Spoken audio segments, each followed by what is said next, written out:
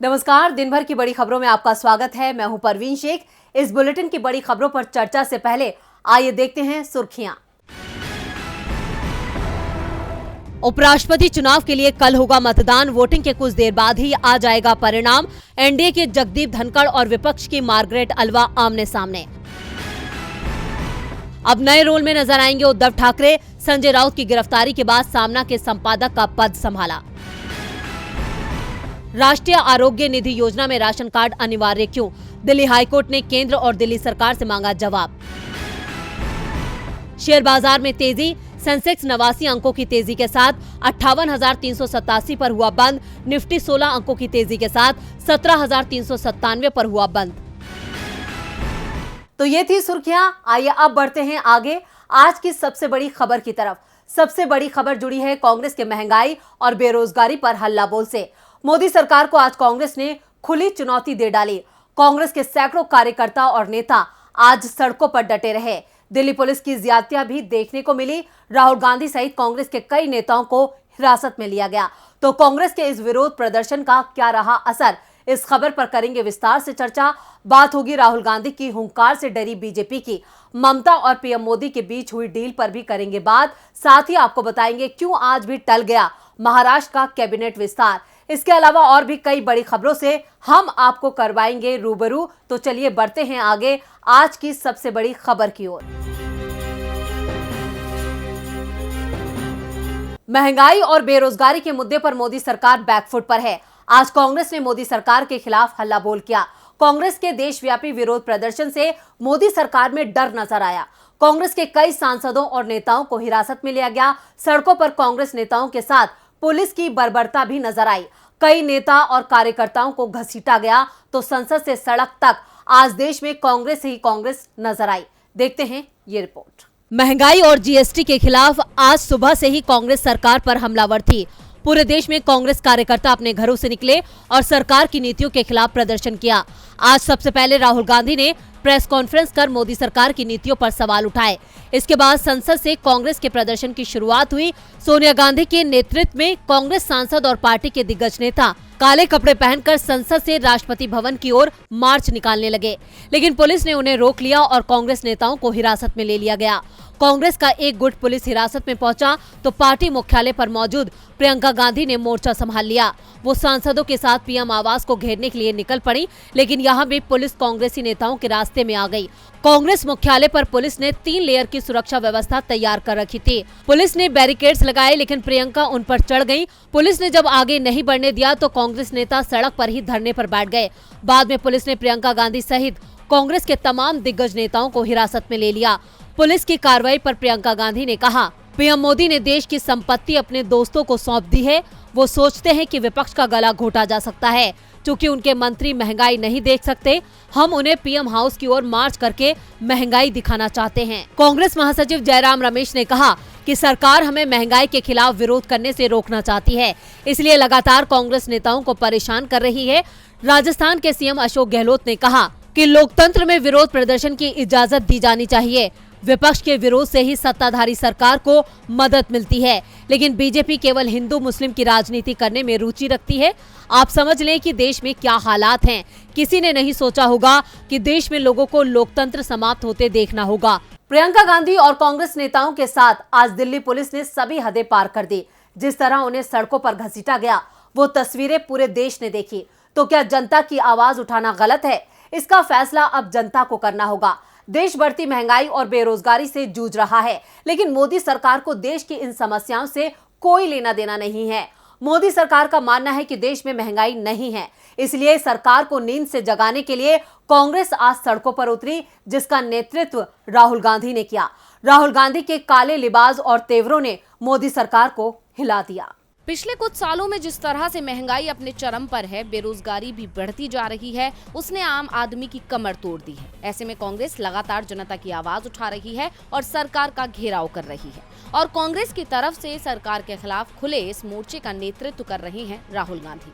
उनके नेतृत्व में एक तरफ जहां कांग्रेस आज महंगाई और बेरोजगारी के खिलाफ सड़कों पर प्रदर्शन कर रही है, तो वहीं दूसरी तरफ आज राहुल गांधी ने प्रेस कॉन्फ्रेंस कर महंगाई और बेरोजगारी जैसे तमाम मुद्दों पर सरकार को घेरा। राहुल गांधी ने कहा, आज देश में लोकतंत्र नहीं है, सिर्फ तानाशाही है। हम महंगाई का मुद्दा उठाते हैं, हमें संसद में बोलने नहीं दिया जाता, बाहर प्रदर्शन करने पर गिरफ्तार कर लिया जाता है। 70 साल में देश बना, लेकिन बीजेपी ने 8 साल में इसे खत्म कर दिया। चाहे बेरोजगारी, हिंसा और महंगाई का मुद्दा हो, सरकार का सिर्फ यही एजेंडा है कि इन मुद्दों को ना उठाया जाए। जितना मैं सच्चाई बोलूंगा उतना मेरे ऊपर आक्रमण होगा। मेरी प्रॉब्लम यह है कि मैं सच्चाई बोलता हूं, मैं डरता नहीं हूं। तो मैं अपना काम करूंगा, लोकतंत्र के लिए खड़े होने का काम करूंगा, महंगाई का मुद्दा उठाने का काम करूंगा, बेरोजगारी का मुद्दा उठाने का काम करूंगा और मेरे ऊपर और आक्रमण होंगे। यह सच्चाई है। और जो धमकाता है वो डरता है। किससे डरते हैं?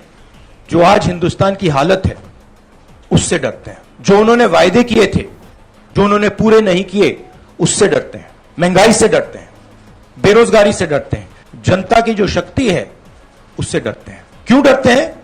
क्योंकि झूठ बोलते हैं। 24 घंटा ये लोग झूठ बोलते हैं। बेरोजगारी नहीं है, प्राइस राइज नहीं है। राहुल ने सरकार को घेरते हुए ईडी की कार्रवाई को लेकर भी मोदी सरकार पर निशाना साधा। वहीं आज कांग्रेस देश भर में महंगाई के खिलाफ प्रदर्शन कर रही है और पीएम हाउस का घेराव करने का ऐलान किया है।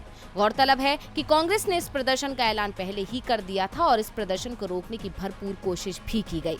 इतना ही नहीं, नेशनल हेराल्ड कार्यालय को सील भी कर दिया गया, लेकिन कांग्रेस सरकार के खिलाफ फिर भी सड़कों पर है, जिससे कांग्रेस ने बता दिया कि सरकार के खिलाफ उसके हौसले बुलंद हैं और वो सरकार से डरने वाली नहीं है। राहुल गांधी ने तो साफ कर दिया है कि वो डरने वाले नहीं हैं और ना ही रुकने वाले हैं। लेकिन क्या सीएम ममता बनर्जी डर गई हैं ईडी की कार्रवाई से? पश्चिम बंगाल की सीएम ममता बनर्जी दिल्ली पहुंच गईं और यहां उनके पीएम मोदी से मुलाकात की। लेकिन इस मुलाकात से पहले ही बंगाल की राजनीति में उफान आ गया। सवाल इस मुलाकात को लेकर उठ रहे हैं। विपक्ष ममता से सवाल कर रहा है तो बीजेपी नेता पीएम मोदी से स्थिति को साफ करने के लिए कह रहे हैं। इस बार ममता बनर्जी 4 दिन की यात्रा पर दिल्ली पहुंची हैं। दिल्ली में वो विपक्ष के नेताओं से भी मिलेंगी तो केंद्र की सत्ता में बैठी पार्टी के नेताओं से भी। लेकिन चर्चा हो रही है ममता बनर्जी की पीएम मोदी से मुलाकात की। ममता बनर्जी और पीएम मोदी की मुलाकात पर सवाल उठाए हैं बंगाल बीजेपी के पूर्व अध्यक्ष तथागत रॉय और दिलीप घोष ने। दिलीप घोष ने तो ये दावा कर दिया है कि टीएमसी नेता ये प्रचार कर रहे हैं कि दिल्ली से सेटिंग हो गई है, अब ईडी का मामला सुलझ जाएगा। तो तथागत रॉय भी घोष से सहमत दिख रहे हैं। बंगाल बीजेपी के पूर्व अध्यक्ष ने कहा कि मैं पीएम नरेंद्र मोदी को एक सलाह देना चाहूंगा कि उन्हें जनता को समझाना चाहिए कि उनकी ममता बनर्जी से कोई सीक्रेट अंडरस्टैंडिंग नहीं है। तथागत रॉय ने ट्वीट किया, कोलकाता में सेटिंग को लेकर काफी चर्चाएं की जा रही हैं। इसका अर्थ ये लगाया जा रहा है कि पीएम मोदी और ममता बनर्जी के बीच सीक्रेट अंडरस्टैंडिंग है। ऐसा है तो क्या तृणमूल कांग्रेस के घोटाले के आरोपी और लोगों की जान लेने वाले लोग इसी तरह खुला घूमेंगे? इसलिए कृपया हम लोगों को ये भरोसा दिलाएं कि ऐसी कोई सेटिंग नहीं है। तथागत रॉय ने अपने ट्वीट में पीएम मोदी और पीएमओ को टैग भी किया है। दूसरी ओर सीपीएम राज्य सचिव मोहम्मद सलीम ने कहा कि ये मीटिंग मैच फिक्सिंग व्यवस्था का हिस्सा है जो सालों से चल रही है। ये कहा जा रहा है कि बनर्जी मोदी से राज्य की मांगों को लेकर चर्चा करना चाहती हैं। इस मामले में आमने सामने की बैठक क्यों?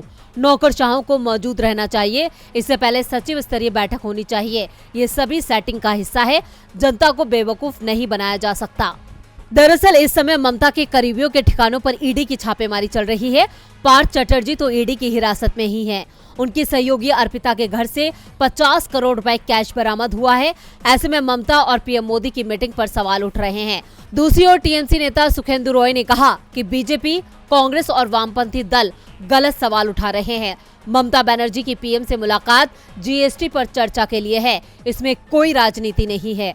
पीएम मोदी से सीएम ममता की मुलाकात ने सियासी अटकलों को बल दे दिया है। तो क्या दाल में कुछ काला है या फिर पूरी दाल ही काली है? ये तो कुछ वक्त बाद पता चल ही जाएगा। लेकिन महाराष्ट्र की जनता को कब पता चलेगा कि शिंदे का मंत्रिमंडल बन गया है? क्योंकि हर बार शिंदे कैबिनेट की खबर सामने आती है और फिर पता चलता है कि मंत्रिमंडल विस्तार टल गया है। महाराष्ट्र में तो अब सब कुछ राम भरोसे चल रहा है। देखिए ये रिपोर्ट। महाराष्ट्र के डिप्टी सीएम देवेंद्र फडणवीस मंत्रिमंडल विस्तार में देरी की अटकलों के बीच दिल्ली पहुंच गए हैं।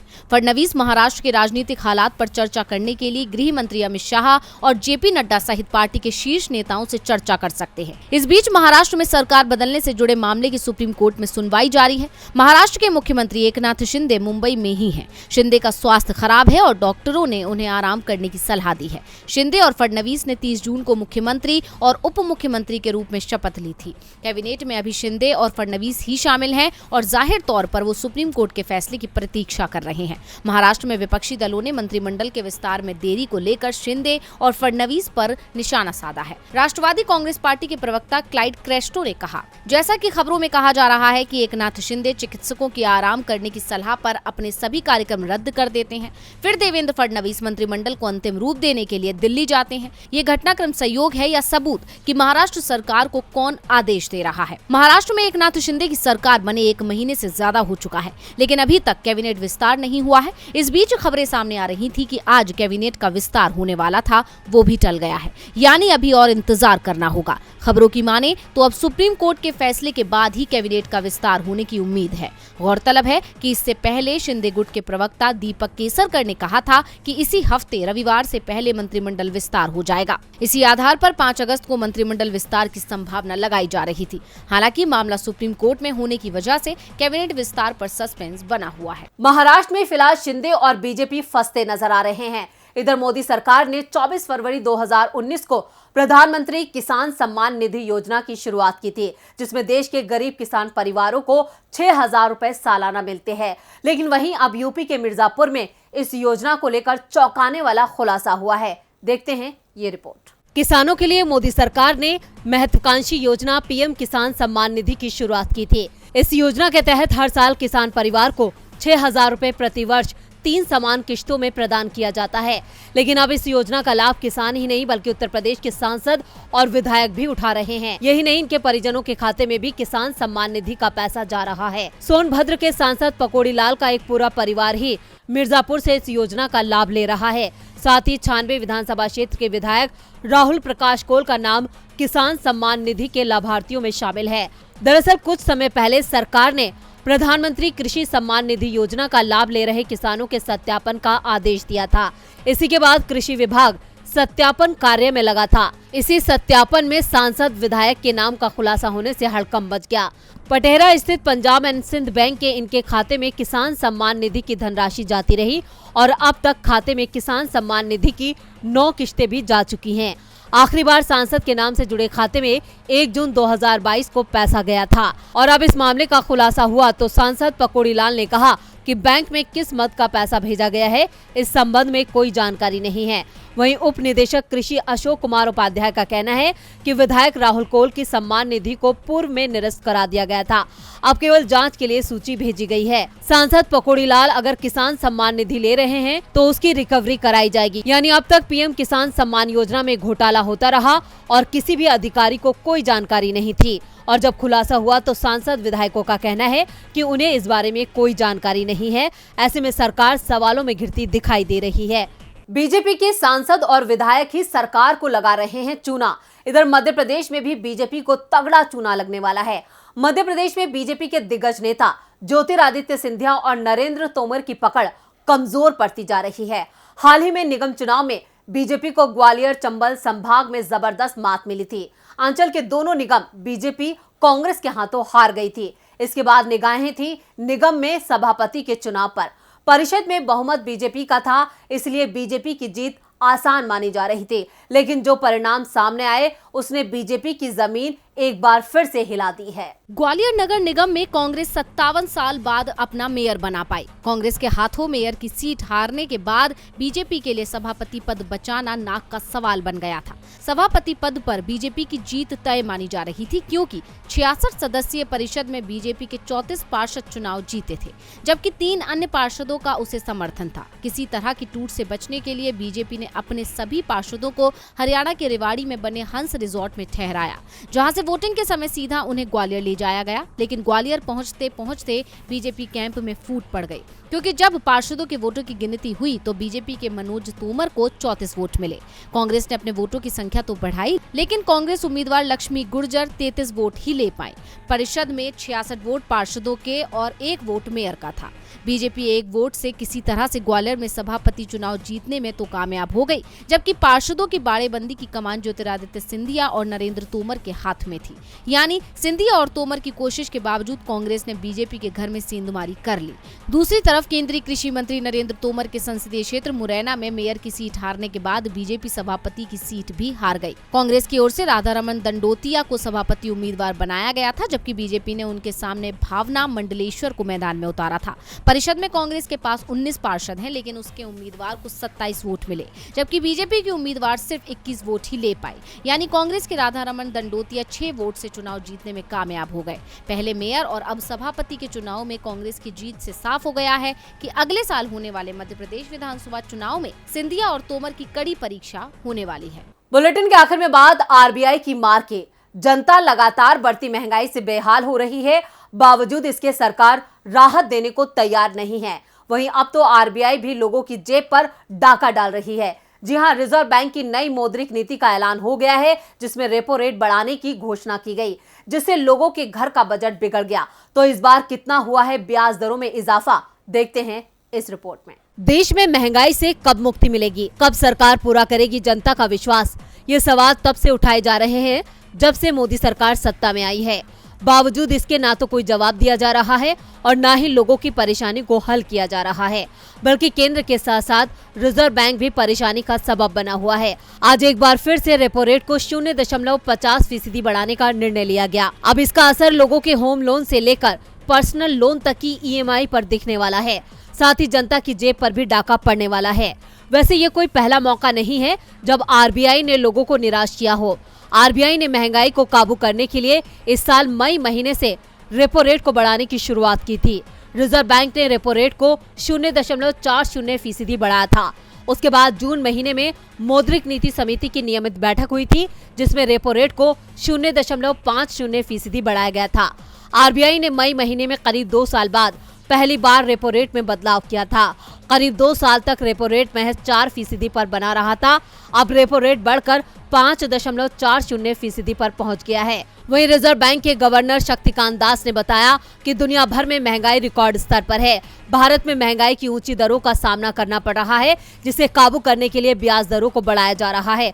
अब भले ही रिजर्व बैंक महंगाई का हवाला दे रहा हो, लेकिन मुश्किलें तो जनता की ही बढ़ रही है, जिससे उनका जीना मुहाल हो गया है। तो आज इस बुलेटिन में बस इतना ही। देखते रहिए डीबी लाइव। नमस्कार।